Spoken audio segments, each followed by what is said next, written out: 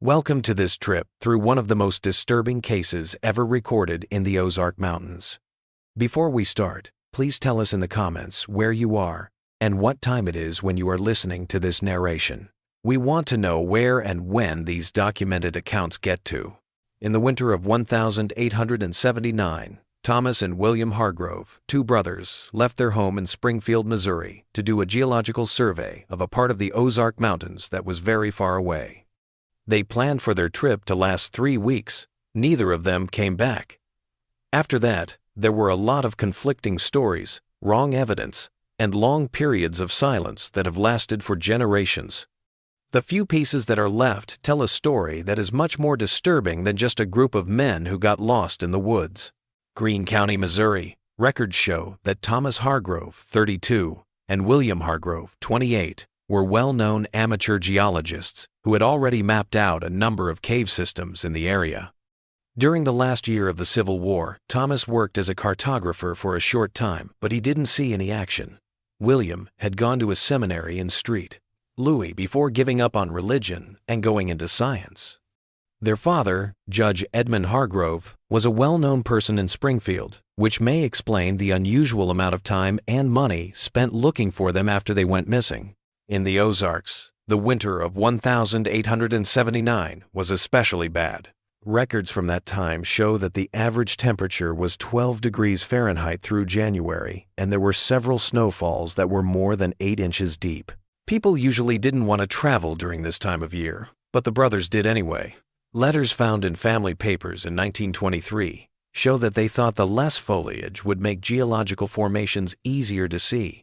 The Hargrove brothers left Springfield on the 12th of January, 1879, and headed southeast to the far-off Shannon County area. They brought along surveying tools, preserved foods, and winter gear for about a month. They said they were going to a group of limestone formations close to what is now the Current River. A stagecoach driver named Elijah Morton said he dropped them off at the small settlement of Eminence, where they planned to walk the rest of the way. This was the last time anyone outside the mountains saw the brothers for sure. Morton's letter to county officials, dated the 3rd of April 1879, says that the brothers were well-educated gentlemen who were ready for their trip, but maybe too sure of their skills. He said that William seemed especially excited to start their journey into the remote areas, while Thomas seemed more reserved, checking and rechecking their supplies as if he thought they would have problems. Morton said that the brothers had talked about going to some caves that local hunters had told them about, but he couldn't remember the exact places they had said. The average temperature in January was 12 degrees Fahrenheit. There was snow on the higher ground, and the few roads that were there were often blocked.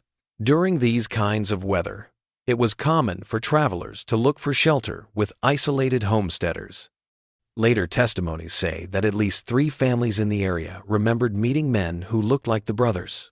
But these stories would later contradict each other in ways that are hard to understand. The Hargrove family said the brothers were missing after not hearing from them for 6 weeks. At that point, the spring thaw had started. The first search party, which was mostly made up of family members and volunteers from Springfield, didn't find any signs of the men along the route they had planned. What they did find, though, was a community that didn't want to talk about people who might have come through. When the name Hargrove came up, doors closed, conversations stopped, and kids were told to come inside. Judge Edmund Hargrove used his power to get the governor to send state officials to help with the search, a deputy U.S. In late March 1879, a marshal named James Woodson was given the case. His first report, dated the 10th of April 1879, said, "Local residents are unusually quiet about the missing men. When asked, their stories are vague and often contradictory. Several people who first said they met the brothers later changed their minds without giving a reason." Woodson's investigation focused on 3 homesteads where the brothers might have gone to stay during the bad weather. The first one was owned by the Turner family and was about 7 miles east of Eminence. The Turners said they had the brothers stay with them for one night in mid-January, giving them a meal and letting them sleep in their barn. They said that the men left at dawn and went southeast toward the Current River. The second homestead was Jeremiah Holloway's and was in a remote hollow about 12 miles from Eminence. Holloway said he had never seen the Hargrove brothers when he was first asked. Holloway changed his story after Woodson showed him evidence that suggested otherwise, such as a torn page from a geological notebook found on a trail leading to his property. He said that the brothers did come to his house and stay for 3 days during a snowstorm, but they left in good health and headed east toward the river. The Reed family's third property was close to a limestone outcropping that matched what the brothers had said in their earlier letters. The Reeds said they had never seen the missing men, even though there was proof that someone had recently looked into cave entrances on their land. When Woodson tried to look into these caves, he found that the entrances had been blown up on purpose, supposedly because people were worried about animals falling in. There are only pieces left: a partial journal found in 1891, a deathbed confession in 1907, and some strange things that happened during a road construction project in 1952. They all point to a fate for the Hargrove brothers that is more than just a simple tragedy in the woods. They suggest that the people of 3 counties may have worked together to hide something along with the evidence. The Shannon County Sheriff's official report from April 1879 said that the Hargrove brothers probably got lost in the woods and died from exposure. No bodies were ever found. The case was officially closed in 1880, but as we will see, that was just the beginning of a much darker story. In the Ozarks in 1879, being alone brought its own kind of darkness. There were only rough paths through thick forests that connected homesteads that were miles apart. Many families had lived in the same hollows for generations, forming traditions and loyalties that outsiders didn't know about. The Civil War had only ended 14 years before, but the divisions it caused were still fresh in the area. Missouri was a border state, and its neighbors often fought on different sides. Some wounds never healed, and some grudges never went away. The Hargrove family was on the side of the North during the war. After the last judge, who was a Confederate sympathizer, was fired, Judge Edmund Hargrove was given the job. This detail, which seemed unimportant at the time, would later help us understand how his sons were received in some communities. The Hargrove brothers were born into a well-off family and were already educated. Thomas had gone to college for a short time in St. Louis, and William had worked as an apprentice for a surveyor in Kansas City. They were really interested in geology, but documents found decades later suggest that they may have had another goal: to look for mineral deposits that could be mined. A letter from Thomas to their father, dated the 28th of December, 1878, and found among family papers in 1923, talks about potential opportunities that our Eastern associates would find most promising should our suspicions regarding the limestone formations prove correct.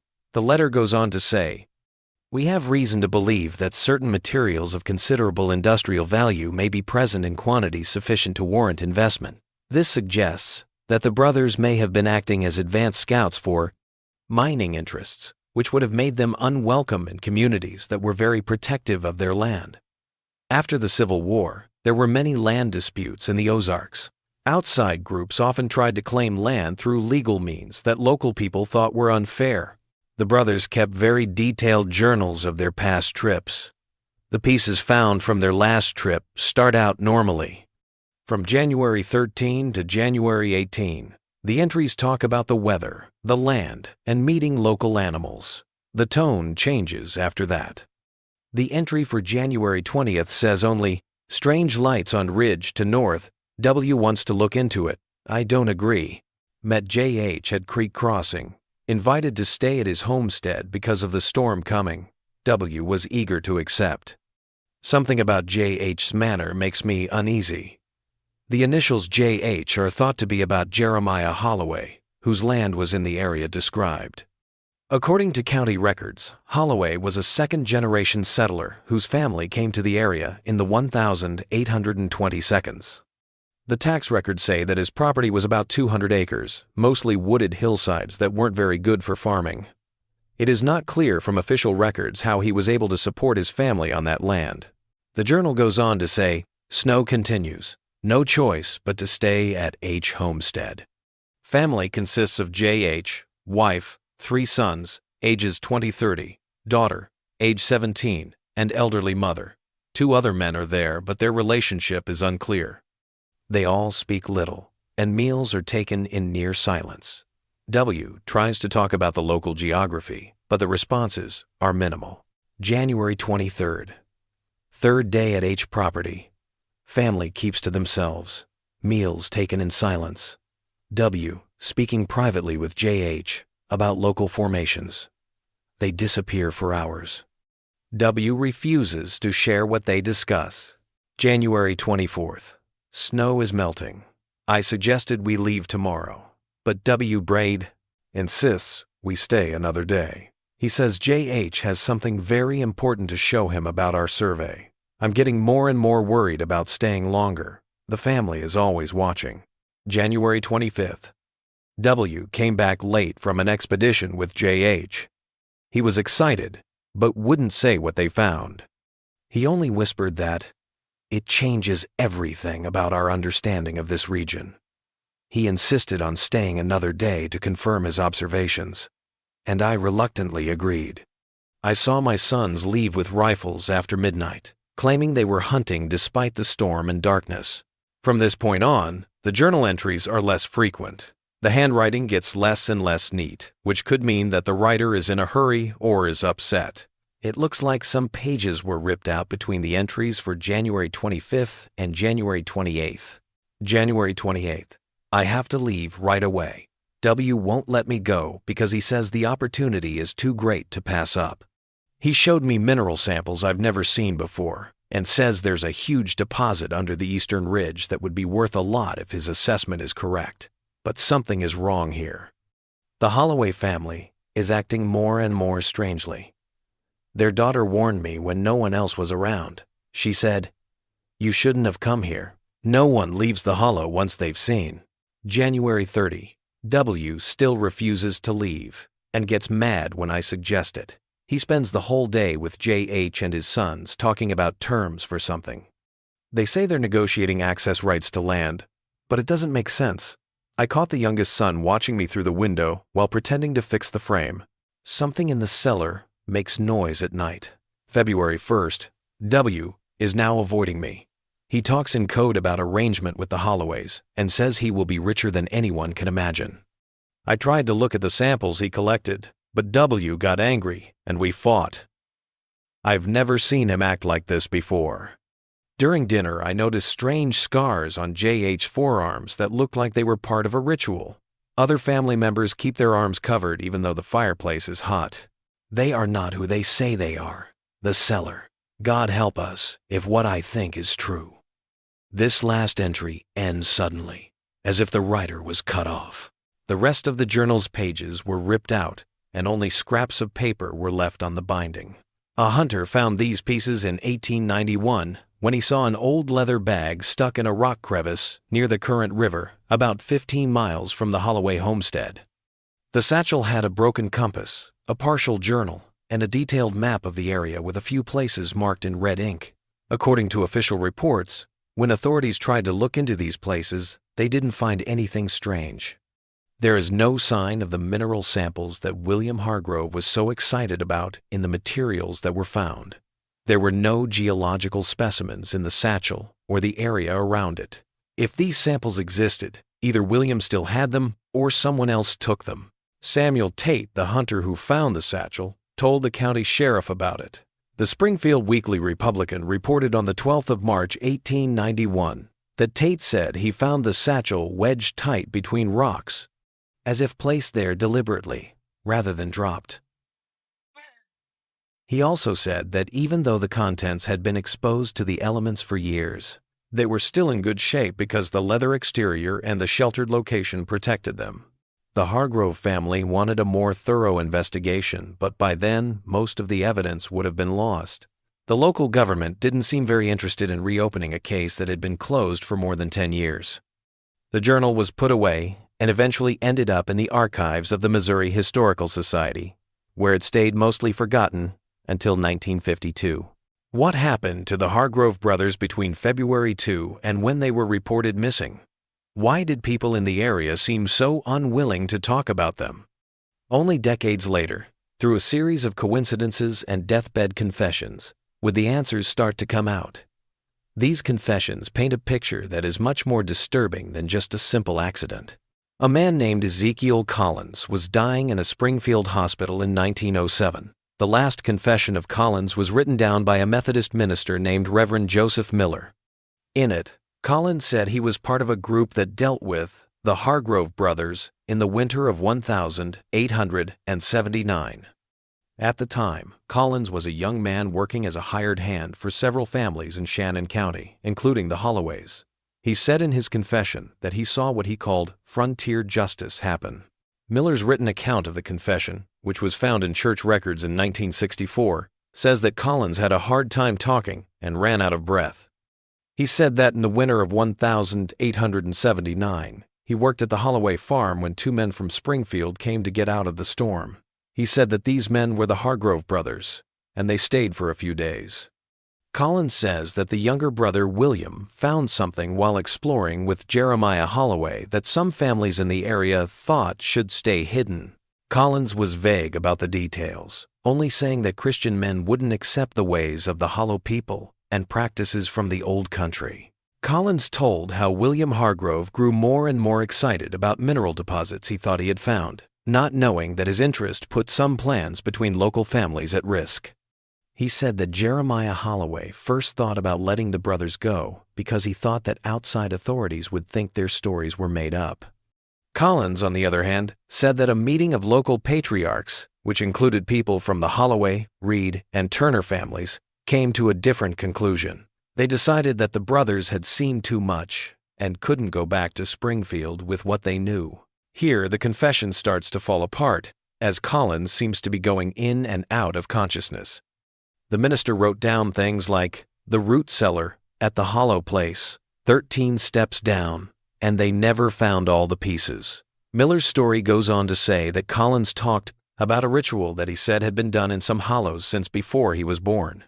He talked about how the Hargrove brothers were split up, with Thomas going to the prepared place first and William having to watch. Collins said that the ritual had two goals: to quiet those who had seen too much and to feed what waits below.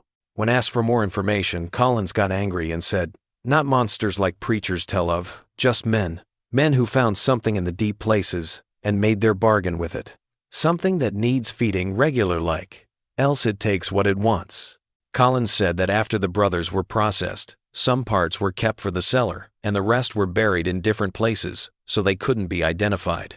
He was especially sorry about Thomas Hargrove, who he said had thought there was danger and tried to warn his brother, but his brother didn't listen. Collins said others before and since in his last words, which suggests that the Hargrove brothers were not the first or last people to go missing in the area under similar circumstances. Collins died before giving more information, and the minister, who was troubled by what he had heard, finally told the authorities about the confession. But by then, most of the people Collins had named were already dead. Reverend Miller's account has a postscript that says, "I told Sheriff Hammond about these disturbing claims, and he told me that the case was long closed and that the ramblings of a dying man were not enough reason to reopen it.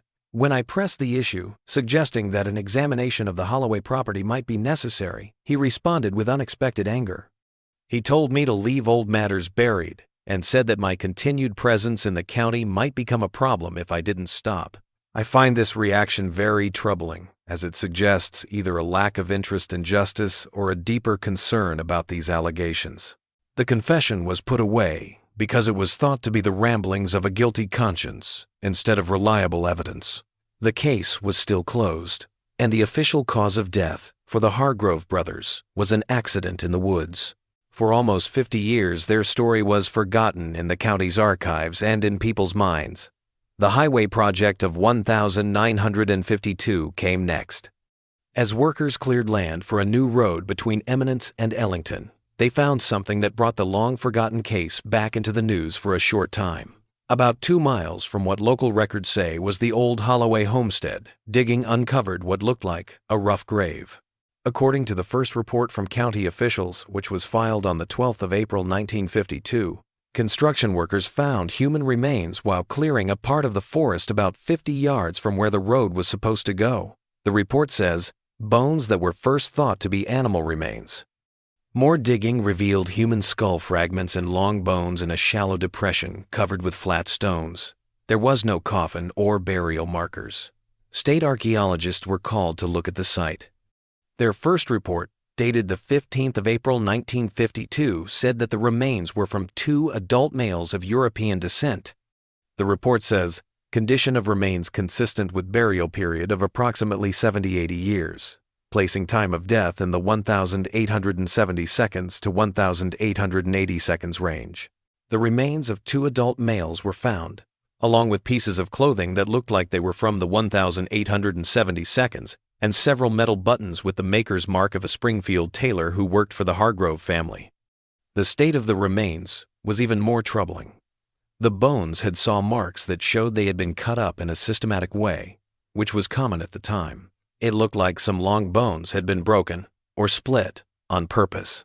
A report from the Missouri State Police on the 17th of April 1952 says, examination suggests victims were subjected to methodical disarticulation while still alive or shortly after death. Pattern of cuts indicates knowledge of butchery techniques, evidence of binding at wrists and ankles. The report ends with preliminary findings consistent with homicide of extreme brutality. Dr. Leonard Simmons, the forensic expert who looked at the bodies, gave the state police commissioner more information in a private report. This report was made public in 1967, but it was put in the wrong file and not found again until researchers found it in 1968. It has a lot of disturbing information in it. The dismemberment of both victims appears to have been conducted with precision and familiarity with human anatomy. Cut marks on cervical vertebrae indicate decapitation was performed while victims were positioned upright, suggesting an execution-style scenario rather than post-mortem processing. Long bones of the legs show evidence of being deliberately split along their length, in a manner consistent with extraction of marrow. Several phalanges, or finger bones, are missing entirely, while others show evidence of heat exposure consistent with cooking. The most concerning thing is that there is evidence that at least one victim was still alive during the first stages of dismemberment. Stress fractures and defensive wounds on the hand and arm bones of one victim show that they were aware of what was happening. Of particular note, some bones, specifically parts of the ribs, vertebrae, and pelvis, seem to have been taken out with great care and are missing from the recovered remains. The fact that these bones are missing suggests that they were kept on purpose, not just because they were scavenged or decomposed. Dr. Simmons ended his report with a personal note. In 27 years of forensic practice, I have never seen remains processed in this exact way. The method suggests ritual purpose rather than just getting rid of murder victims. 3 weeks later, the investigation was suddenly stopped for reasons that are not clear in public records. The remains were taken to the state medical examiner's office in Jefferson City, where they were logged as evidence but apparently never looked at again. A memo in the file from the 8th of May 1952 says, "Case closed by order of director. Materials to be archived under restricted access protocol." A handwritten note that was found during the 1968 research attempt says, "Commissioner advised by AGO. Office to terminate investigation due to historical nature of findings and absence of prosecutable parties. Real reason. Holloway nephew now illegible office in Jefferson City. Old connections still matter." The road work went on as planned. There is no sign that shows what was found there. Local histories published after 1952 do not mention the Hargrove brothers at all. In 1968, researchers from the University of Missouri tried to find the remains, but they were told that the evidence had been misplaced during office reorganization. What happened to Thomas and William Hargrove in the winter of 1879? The broken pieces of evidence point to a fate much worse than just being lost to the elements, but the reason why is still a mystery, hidden under almost 100 years of silence and confusion. Writers from the Works Progress Administration gathered local stories in the 1,930 seconds that suggest some small groups in the Ozarks followed strange customs that came from their European homelands. In 1937, an old person from Carter County wrote about hollow folk who stuck to the old ways and marked the seasons with blood.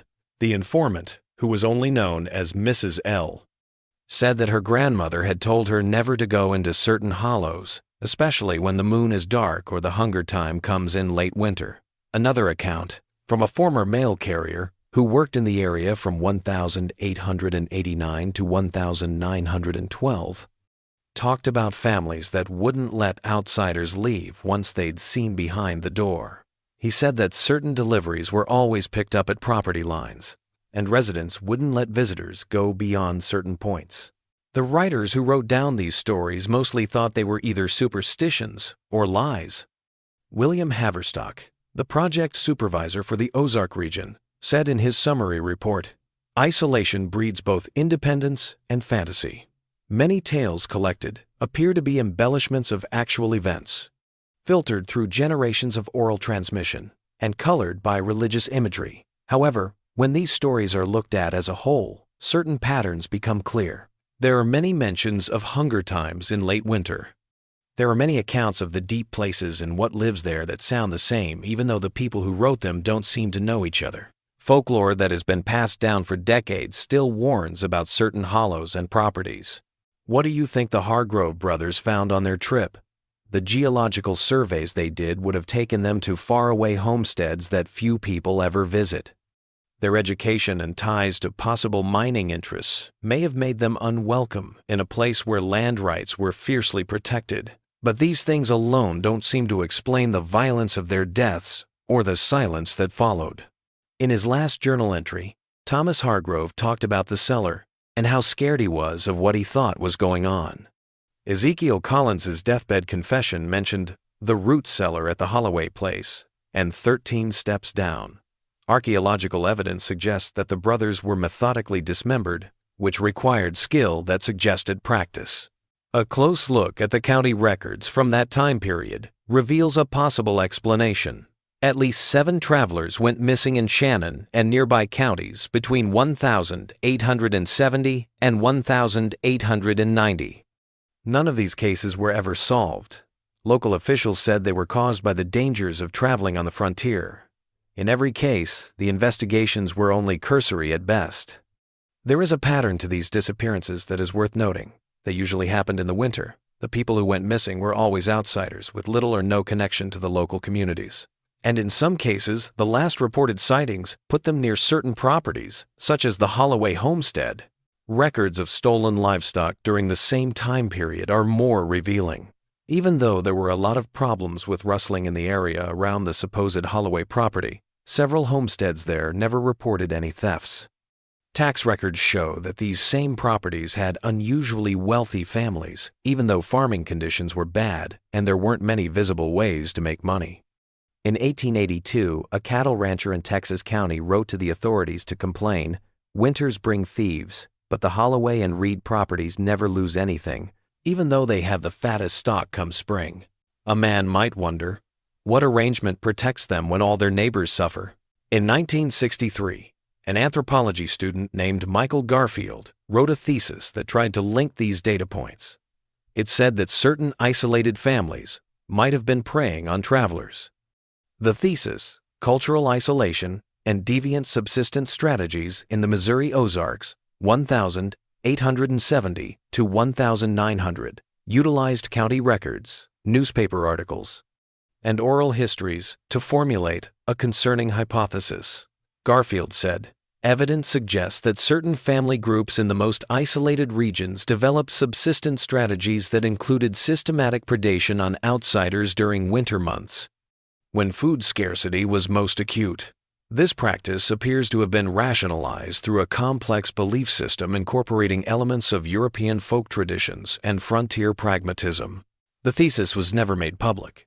University records show that Garfield dropped out of the program before finishing it. People tried to find him in 1968 but couldn't. That same year, a fire in the department's storage room destroyed his research materials. Dr. Eleanor Westcott, who was Garfield's faculty advisor, told researchers in 1968, "Michael's work touched on sensitive matters that certain regional interests preferred remain unexplored." He received anonymous threats. University administration advised him to pursue alternative research topics. When he refused, his funding was mysteriously withdrawn.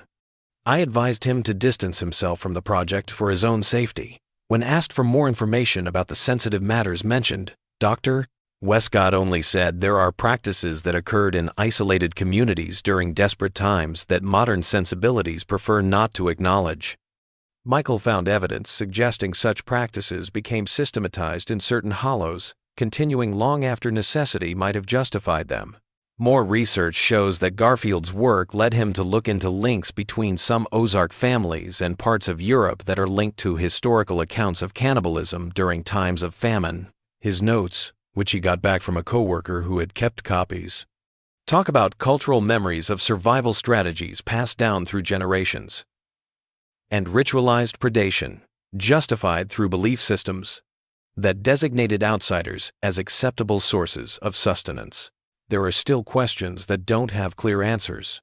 Did the Hargrove brothers find some dark activity in the remote hollows? Did their knowledge of geology take them to places that other people stayed away from?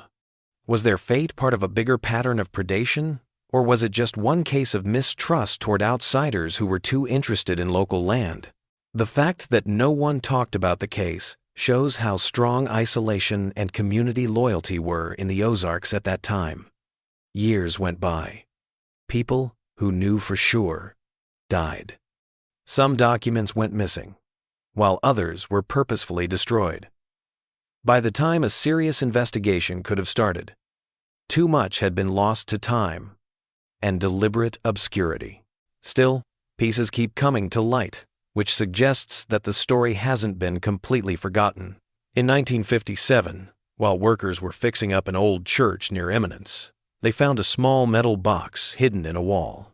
Inside the box were a number of things, one of which was a folded piece of paper that was identified as a page from William Hargrove's field notebook. The page had geological notes on it, followed by a quickly written note that said, "T wants to leave because he thinks it's dangerous. We can't leave this discovery of this size. Holloway promises to show us the main cavity tomorrow. If the deposit is as big as the first samples suggest, we will be very lucky." Reverend Thomas Blackburn, the pastor of the church, told the county about the find. In his written statement from the 18th of July, 1957, he said, "Sheriff Wilson told me to leave old business buried, and that further discussion of the matter would be unwelcome. When I asked about returning the items to the Hargrove family descendants, I was told that the materials would be confiscated as evidence and that I should forget the matter entirely." Blackburn went on to say, "I found this response deeply troubling, especially when the sheriff suggested that continuing to inquire about the matter might jeopardize my position in the community. I have since learned that Sheriff Wilson's maternal grandmother was born a Holloway, which may explain his unusual reaction to what seemed a straightforward historical curiosity. The metal box and its contents were indeed confiscated. There is no record of them in the county's evidence logs." The next year, Reverend Blackburn was sent to a parish in Illinois. He later said that church elders with strong ties to the area strongly encouraged him to make the move. In 1968, the last known attempt to look into the Hargrove case ended when researchers from the University of Missouri gave up because they couldn't find important evidence and faced what one team member called unusual resistance from local officials. Their preliminary report said, "Historical records suggest a pattern of deliberate obscuration surrounding certain events in Shannon County between 1800 and 1890. Multiple primary sources appear to have been systematically removed from county archives." Dr. James Thornton, who led the research team, later wrote in a private letter to a colleague, "What began as academic curiosity evolved into something far more disturbing. We encountered not merely the passive resistance of bureaucratic indifference, but active obstruction that bordered on threatening. When our motel rooms were broken into and research material stolen, the local sheriff suggested we had invited trouble by digging into matters best left buried." Most troubling was my interview with Harold Reed, grandson of the Reed family mentioned in historical accounts connected to the Hargrove disappearance. While initially cooperative, his manner changed dramatically when I mentioned the cellar referenced in Thomas Hargrove's journal. Reed terminated the interview, stating, "Only some doors stay closed for good reasons. Some hungers never die. You'd do well to find another project, Professor."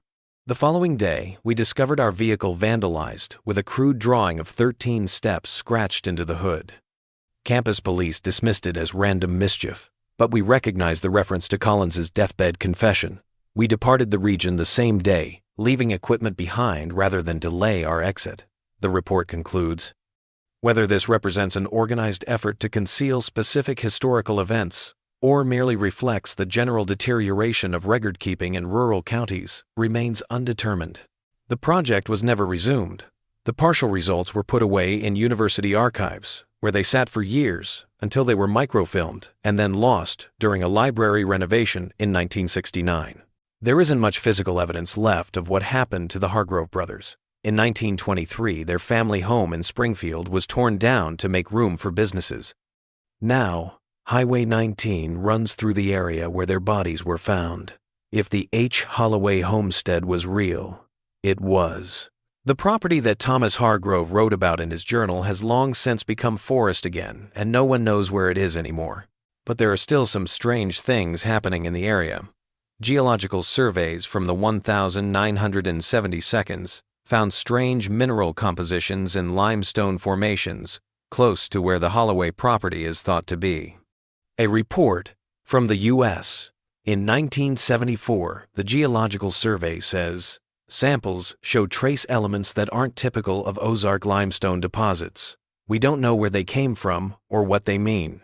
David Keller, a ranger for the Forestry Service from 1982 to 2001, wrote in his field journal that local residents still avoid certain hollows, even though there aren't any obvious dangers. When asked, they give reasons that range from poor hunting to vague references to bad air. One old informant simply said, "Some places remember what they've tasted. Best to let them go hungry." An archaeological survey in 1998 for a proposed dam project briefly looked at a site near the current river that matched one of the places marked on the Hargrove brothers' map. The survey report has an interesting footnote. Area exhibits evidence of extensive but methodical excavation conducted in the distant past. Cave entrance appears to have been deliberately modified, then sealed. Carbon dating of wooden support fragments indicates human activity circa 1870 to 1880. Project scope does not permit further investigation. The project archaeologist, Dr. Meredith Simmons, later wrote in the Journal of Ozark Studies, "While folklore often exaggerates historical events, physical evidence suggests that certain remote areas of Shannon County were the site of unusual activities in the late 19th century. The nature and purpose of these activities remain speculative, but they appear to have been conducted with secrecy as a primary concern. What remains are whispers and bits of stories that have been told and retold over the years, changing each time. There are still places in some Ozark communities that people are told not to go after dark. There are still families whose pasts are kept secret. Children are still told to stay away from cellars with 13 steps down." A folklorist who did field research in the area in the early 2000s said that some older people still use the phrase Hargrove winter to talk about especially bad seasons. When asked where this phrase came from, people usually changed the subject or said they didn't know, even though they had just used it. What we don't know about the Hargrove case may be the most disturbing thing about it. The pieces that have come to light show that violence was planned and that the community helped hide it. Even decades after the facts, they suggest practices that are too disturbing for the government to admit. They say that in 1879, in the far-off hollows of the Ozarks, there was something worth killing to protect. During a recorded oral history project in 2005, an elderly resident of Shannon County, speaking on condition of anonymity, offered this cryptic statement. "You asking about the Hargrove boys? Some things stayed in families. Some hungers passed down. Winter's long food gets scarce. Old folks found ways to survive when nothing else would grow. Some ways became more than just survival, became something else. The deep places change what lives in them, change what they need to live." When the interviewer attempted to clarify this statement, the informant replied, "Said enough more than I should. Some doors should stay closed. Some cellars should stay filled with dirt. You go asking about 13 steps, you might find yourself walking down them. Some folks still keep the old ways, just quieter now." Thomas and William Hargrove set out to draw a map of the land's physical features. Instead, they may have charted the outlines of a darkness that resisted straightforward classification. a darkness arising not from supernatural forces, but from human propensity for violence and silence. The fact that they went missing is not only a historical mystery, it also gives us a glimpse into parts of frontier life that history has mostly forgotten. The official record still says that the Hargrove brothers died in a wilderness accident. Their real fate is buried under layers of time, planned confusion, and the silence of generations that knew what happened. We may never know everything that happened during those winter weeks in 1879, but the bits that are still around teach us about how dark things can get in remote areas and how far communities will go to keep their secrets. In 2008, a last disturbing piece of the puzzle came to light. During renovations of the Shannon County Courthouse, a sealed compartment was found in a wall. Inside was a metal lock box with several items, including a silver pocket watch with the initials T.H.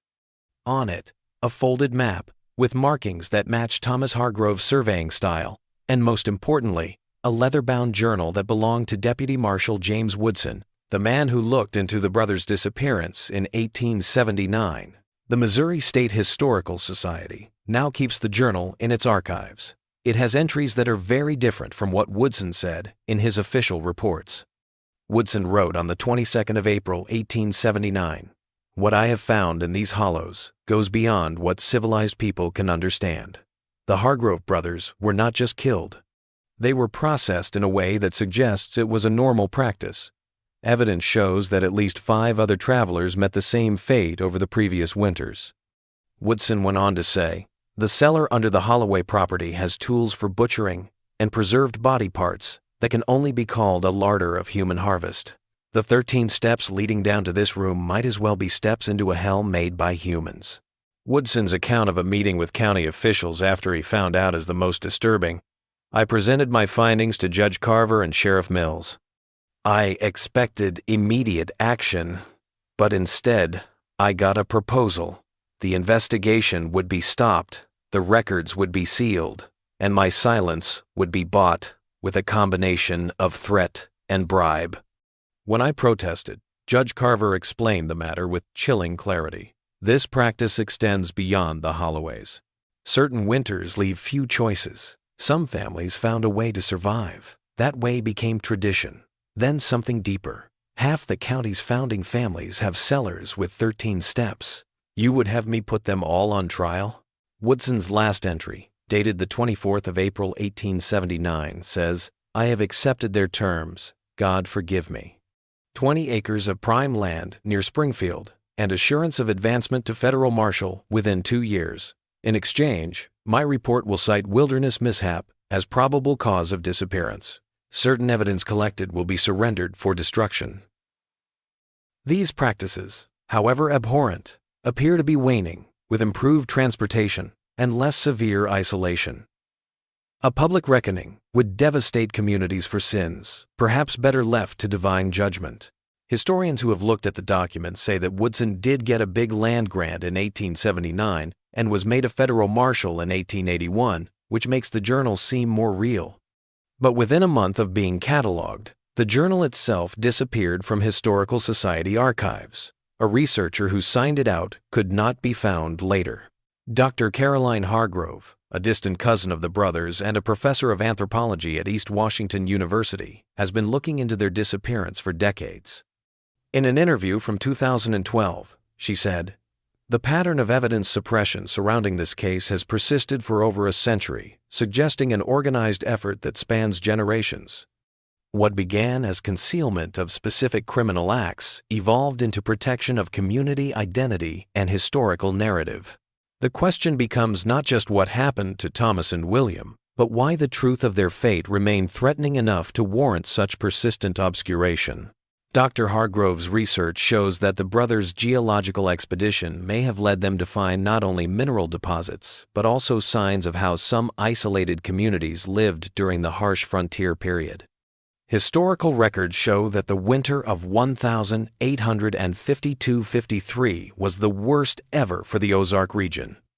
Game disappeared, crops failed, and isolated homesteads were cut off for months. In these kinds of situations, people might break taboos to stay alive. The unsettling prospect is that an initial act of desperate survival transformed in specific hollows into a ritualized custom that persisted well beyond its original necessity. Her examination of archaeological evidence and historical narratives leads to a troubling inference. Specific familial groups in the most remote areas may have established a systematic approach to winter predation on travelers, rationalized by a convoluted belief system that integrated European folk traditions with frontier pragmatism. Over the years, this practice became a part of the community structure and was protected and justified in many ways. Dr. Hargrove says that what Thomas and William saw was not just isolated criminal behavior, but a community practice that was so deeply rooted in certain family traditions that exposure could have serious legal consequences for individuals, as well as threaten the very identity and cohesion of whole communities. The limestone formations that first piqued the brothers' scientific interest may have had a different meaning for the people who lived there. Geological studies from the 1990 seconds showed that some cave systems in the area have strange sound and air properties. Dr. Hargrove thinks that these deep places, mentioned in folklore, may have become important for rituals, maybe because they were used to store food and other things, including human remains, during the winter. The hunger that never dies, referenced in various accounts, may denote both actual hunger during periods of scarcity and a ritualized duty to persist in practices initiated out of genuine necessity. The most concerning part of Dr. Hargrove's research is the idea that these practices may not have stopped completely. She observes that as the region becomes more modern, some disappearances that happened as recently as the 1970 seconds follow patterns that have been seen in historical cases. Folklore says that isolated groups kept up these traditions well into the 20th century, though they were more secretive and selective about who they let in. Modern transportation and communication have probably made these activities less common. In 2015, an elderly resident of Shannon County spoke anonymously to a folklore researcher and said this: "Some families still keep the old ways, just quieter now.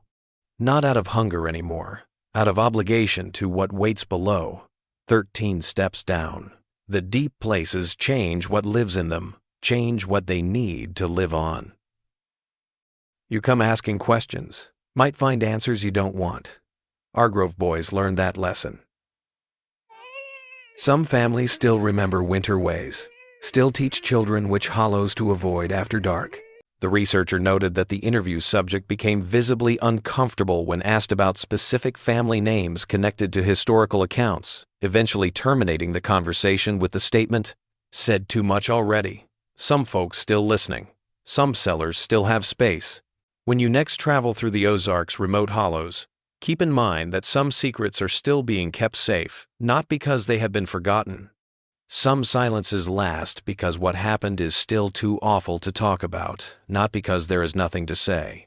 And there are some doors that can never really be closed again once they are opened. A hiker in a remote part of the Ozark National Scenic Riverways found something disturbing in 2018. A cave entrance that had just been opened, with signs of old wooden supports from the late 1800s. Archaeologists discovered a room inside that had what looked like a stone table with drainage channels and 13 niches cut into the rock walls around it. Carbon dating of the residue found in these niches showed that they were from the time when the Hargrove brothers went missing. The most troubling thing was finding a small metal box sealed inside a wall crevice. Inside was a folded page that came from William Hargrove's field notebook. The text, which was only partly readable, said, "Remarkable mineral composition, unlike anything previously documented. J.H. claims deposit extends throughout connected cave system. Value incalculable if industrial applications proven viable. Must convince T to remain despite his concerns. Locals protective of discovery, understandably so. J.H. has offered partnership arrangement that would make family fortune secure for generations. T, increasingly anxious, claims to have seen something in the cellar that changes everything. Nonsense. Opportunity too significant to abandon over superstitious fears. The cave entrance was resealed by park authorities, officially due to safety concerns."